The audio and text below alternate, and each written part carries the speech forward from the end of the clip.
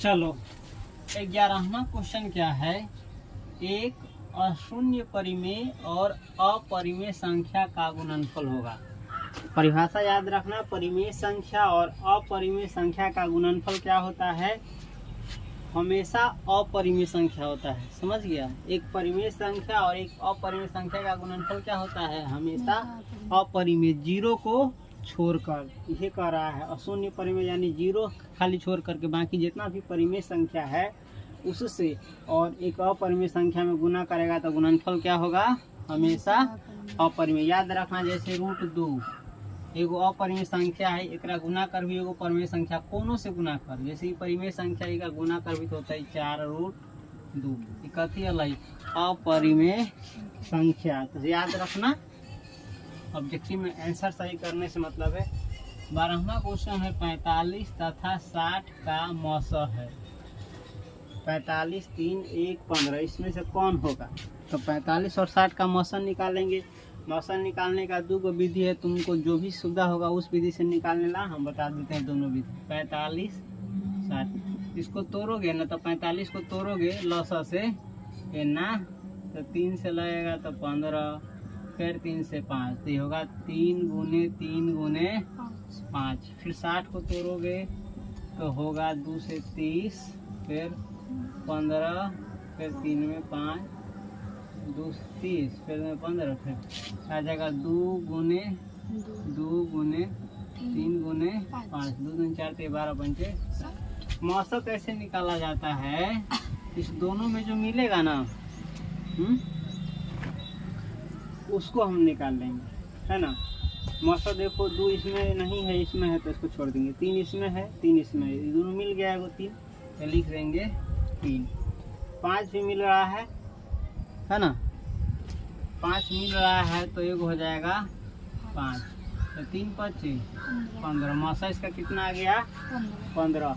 और नहीं आएगा तो भाग विधि से निकालने लगा। दोनों में कम कौन है 45 और 60 में 45, तो 45 लिख करके भाग देंगे तो 45 इकाई 45, 10 में से 5 गया 5, ये बच गया 5, 5 में से 4 गया 1, तो फिर घेरेंगे और ये उतारेंगे 15 तिया 45 कट गया। अंत में जो ये बच जाता है वही होता है मौसा। 15 से कटा अंत में तो 15 ही क्या होगा मौसा। तो मौसा कितना होगा इसका 15। सही ऑप्शन होगा इसमें डी। इस प्रकार से 12 ऑब्जेक्टिव समझ लिया। 13वां क्वेश्चन देखो क्या है, π/3 है। π/3 क्या है, परिमेय संख्या है कि अपरिमेय संख्या है कि पूर्णांक संख्या है कि इनमें से कोई नहीं, क्या है। तो याद रखना पाई क्या है, अपरिमेय संख्या है। बस याद रखना पाई क्या है, अपरिमेय संख्या। और अपरिमेय संख्या को किसी संख्या से भाग दोगे, ये 3 से भाग देने पर परिमेय संख्या है और ये अपरिमेय संख्या है, तो भागे है। अपरिमेय संख्या को परिमेय संख्या से भाग देगा तो आएगा कुछ अपरिमेय संख्या। तो π/3 क्या है, अपरिमेय संख्या। 13 का होगा। 14 में दिया हुआ है, यदि f(x) बराबर x³ minus 5x² plus 2x plus 2 हो तो f1 का मान है। f1 का मान इन चारों में से कौन होगा। ये कहने का मतलब होता है ए में जो है ना, x के जगह पर 1 रख के बनाएंगे तो मान कितना होगा। तो 1 रखो, x³ यानी 1/3, खाली में x के जगह पर क्या रख रहे हैं 1। उसके बाद 5 माइनस -5 गुने में रही है, गुना रही है। एक्स के जगह पर रखो 1 स्क्वायर है स्क्वायर।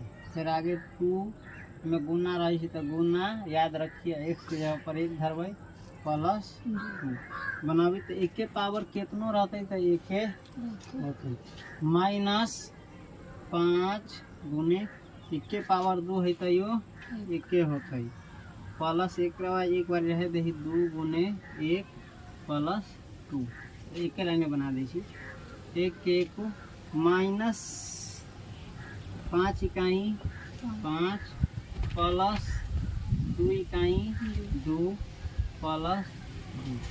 अब देखते एक रंग के कौन हो, एगो या हो प्लस वाला, एगो या हो प्लस वाला, एगो या हो प्लस वाला। तो तीनों के जोड़ रही है, एगो 2 गो 3 गो 3 गो 2 गो 5 गो।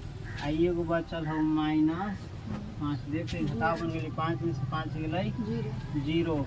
तो F1 कितना होता है 0 2 1 -1 तो आंसर ये पर टिक लगा देगी। समझ गए पर, समझ गया ना। चलो देखो नेक्स्ट क्वेश्चन है 0.7 के ऊपर ही रेकरिंग है। क्या है? रेकरिंग। जो डैश की तरह दिख रहा है मैंने से क्या है? रेकरिंग है। तो 0.7 के ऊपर रेकरिंग बराबर क्या होगा? याद रखना 7/9। 0 वाला भी नहीं होगा, 2 9 वाला भी नहीं होगा, 10 वाला भी नहीं होगा, सीधे बटा में क्या पड़ जाएगा? रेकरिंग रहेगा तो 9। समझ गया। उसके बाद तुम्हारा अगला क्वेश्चन है देखो तो चलो हमारा क्वेश्चन है 8 के पावर 0 गुने 2 के पावर 0 बराबर इन चारों में से कौन होगा? 0 1 16 4 कौन होगा इसमें से? 16 के बाद 17 नहीं नंबर छोड़ना ऊपर मतलब ठीक है। तो 8 के पावर 0 गुने 2 के पावर 0 बराबर क्या होगा? 0 होगा कि 1 होगा कि 16 होगा कि 4 होगा? कितना होगा? हाँ नहीं पता। चलो कुछियों के पावर 0 रहेगा तो होगा 1, अब गुना है तो गुना। फिर देख रहा है 2 के पावर 0 कति होगा? 1। तो 1 गुने 1 बराबर 1 गुने 1 बराबर 1 ही कहाँ ही है? 1 क्या होता है? याद रखना कौन होगा इसमें सही ऑप्शन? बी। तो देख लेना, याद रखना है सबको। इतना आसान क्वेश्चन। अगला क्वेश्चन देखो, इसको याद रखना। समझ गया? यदि ए और बी अभाज्य संख्याएं हैं तो ए और बी का लसाअ है। ए और बी कौन संख्या हो? अभाज्य, यानी केकरो से कटे वाला ना, एक और अपने आप को छोड़ के। तो ओकर लसाअ कथी होता है? याद रख लेना ए बी। दू अभाज्य संख्या रहे तो ओकर लसाअ दोनों में गुना हो जाए छे। समझ गया? हाँ। और मसा पूछते तो 1 आ लसाअ पूछते तो दोनों के गुना कर देवे। समझ गए? ओकरे रूप है ए बी। चलो अगला क्वेश्चन है निम्नलिखित में से यानी इन चारों में से कौन अभाज्य संख्या है? कौन संख्या है? अभाज्य संख्या का परिभाषा मालूम है? जो 1 से कटे और अपने आप से कटे। तो देखो तो इसमें से कौन है? तो 1 से कट जाएगा, 15 से कटेगा और 3 से कट जाएगा, तो ये अभाज्य संख्या नहीं है। वही के बाद 23 देखो तो ये है ससुरा, ये 1 से कटेगा और अपने आप से कटेगा, तो ये कौन संख्या है? हाँ मिल गए। आप छोड़ दो, फालतू में मेहनत करे से कोई फायदा नहीं है। समझ गया? देखो तो अगला क्वेश्चन क्या है, निम्नलिखित में से कौन परिमेय संख्या है? परिमेय संख्या देखिए कौन है। परिमेय संख्या देखने के लिए देखो कैसे हम बताते हैं, याद रखना। ये परिमेय संख्या है कला कि एकरा बटा के रूप में लिख सके p बटे q के यानी अंश बटे हर के रूप में। तो ये परिमेय संख्या है या ये अपरिमेय संख्या है? समझ ले? तो परिमेय संख्या और अपरिमेय संख्या के घटाओ अपरिमेय संख्या हो तो अपरिमेय भेल। तो ये √5 इहो रूट से बाहर न निकल सके छे, एकर जोड़ी न मिल से निकलिए न सके छे। तो इहो अपरिमेय संख्या। देखी ऊपर नीचे दोनों कट जाता है, बच गेलू सीधे या यही में काट दिली, नीचा काट के देखा दी है ना। 2√3 हो एगो √3 तो एक से कट जाता है, दूसरी बच गेलू खाली 2 आ नीचा में 1 है जो कट गई। तो 2 बटा 1 अंश बटा हर के रूप में लिखा गई। तो यही परिमेय संख्या है। एकरो तोड़बे तो ना टूटतो, 6 के तोड़बी ना तो 2 गुने 3 लिखबे ज़्यादा फायदा, जोड़ी मिलिए ना रहा है, एक खुने गो है। तो ये अपरिमेय संख्या कौन? परिमेय संख्या में कौन है? सी ऑप्शन है, 2√3 बटे √3। याद रहेगा ना? एक और चीज याद रखना, परीक्षा में क्वेश्चन ऐसा नहीं रहेगा, पैटर्न बदल सकता है। ये की जगह पर दोसर को न दे, एक जगह पर दोसर को न दे, तो बना के पता कर लेना। चलो इसका समझो। अगला क्वेश्चन है, यदि 65 तथा 117 का मौसा 65m-117 के रूप में है तो m का मान है, यानी m का मान क्या होगा? 1 या 2 या 3 या 4? इसको बनाएंगे सीधे दो कैसे कैसे होगा, पूछेंगे भी तो परीक्षा में आएगा तब ना, ठेका नहीं मारेगा। तो 65 और 117 का मौसा निकाल करके बराबर करके हम निकाल लेंगे। चलो 65 का मौसा 65 और 117 का मौसा निकालो। तो 65 को तुम लिख सकते हो 5 गुने 13। हम मने में तोड़ ली लसा वाला है ना। 65 के ना बनेगी ना तो सबसे पहले कैसे लगता हो 5 से, और 5 से लगे तो हो जाता हो 13। तो दूसरा कोई चीज़ ना लगे वाला। 117 के तोड़ेगा तो तुम हो जाएगा 3 गुने 3, मने में तोड़ ले गुने 13 है ना। 13 नामा 117 हो। अगर मौसा निकाले के है कौन चीज मौसा, तो मौसा निकाल भी तो